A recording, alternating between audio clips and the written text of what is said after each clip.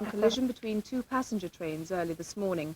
It happened near Haywards Heath, and 40 people were treated in hospital for minor injuries.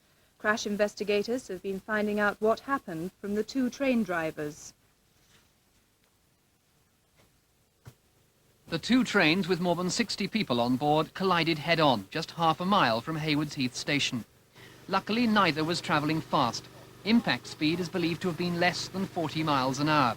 But for that, the consequences could have been much more serious. The front carriages of both trains were virtually undamaged. It was the second coach of a London-bound train that took the main force of the impact.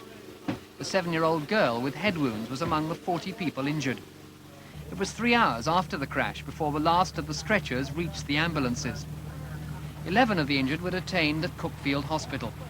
One of them, a Coldstream guardsman, on his way to the opening of Parliament. I landed up the heap on the floor. Getting up, I found that I had a bit of injury to my leg and that sort of thing. And just blood from my head.